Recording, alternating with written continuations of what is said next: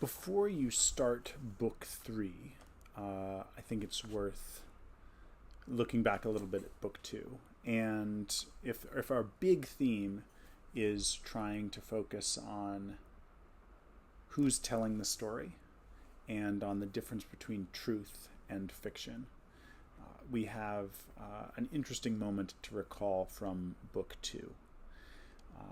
And in the meeting with the other leading men of the community, we have this interesting moment, and we've been balancing, and I hope you were able to find some moments of agency and some moments of responsibility. But if we look at line 130 there, when Telemachus insists, breathing hard, Antonius, I cannot force my mother out of the house. She gave birth to me and raised me. And he obviously has his agency and his responsibility to his mother. But this contrasts, interestingly, with how forcefully he spoke to her in book one.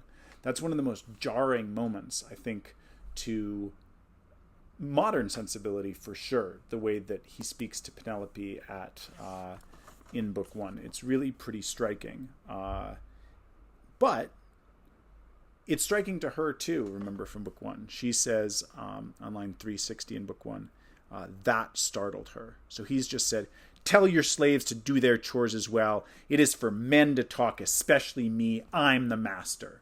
That's how he's speaking in his house. But then when he's out in public, he's totally flipped the script. I can't tell my mother what to do. And so Homer is setting us up already, just in the first two books, to be cautious about the different ways that people speak in different situations. That the context and the audience is going to shape the way that the speakers are speaking. And of course, while we try to have integrity and to, be our true selves in front of everybody, this is what real people do. And so Homer, right at the very beginning of this book, is revealing himself to be very interested in an honest portrayal of people, or at least in a realistic portrayal of people. And he's revealing Telemachus to be really a realistic and multi-dimensional person. He's one thing in one context, and he's a different thing in a different context.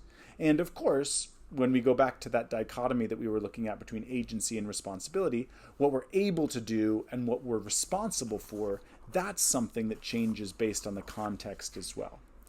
And so when you move on to book three, I could just ask you to look again for agency and responsibility. And you will see some moments of that. But maybe let's twist that just a tiny bit. And instead of responsibility, let's think about obligation. And instead of agency, let's think about hope. So once we go on a journey, and we've already seen Telemachus do this. When Telemachus welcomes Athena in disguise, he's quite hospitable. He's quite welcoming to her before he even knows which man she's pretending to be. And now when Telemachus goes on his journey, he'll be the recipient now. He'll receive this hospitality. And that's what's due to him. But there's also the idea of what is due and what can be hoped for. What do I expect and what can I hope will happen? And that's a really interesting question for the cosmology of ancient Greece. If Zeus is truly in charge of everything, how is it that my actions are very important? And this is a problem with all theologies in general, the question of free will. But this seems to come up again and again, and Homer seems to be very aware of it. And I think that it's emphasized a bit in book three. So when you look, what is due? That's a question that keeps coming up again and again in book three. So if you can find moments of what is due, I think that will be very helpful for you. But then also you can contrast that with hope, and of course the opposite of hope, which is hopelessness. The final thing I think I would suggest that you be aware of here is, and this will get much more complicated as we go forward, and we'll touch on it even more in book four. But who is telling the story? I mean, it is the story of Odysseus.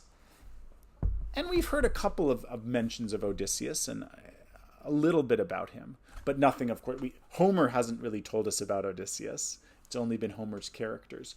And now we're actually going to have another character talking about other characters who we'll meet later on. So the depths of storytelling are going to get one level deeper when Telemachus goes to find news of his father. So be aware of who's talking, how deep we are into the narrative, and then just bring that back around to that point we raised at the beginning, which is a question of context and a question of audience. And Homer has already set us up for Telemachus changing his story for a different audience.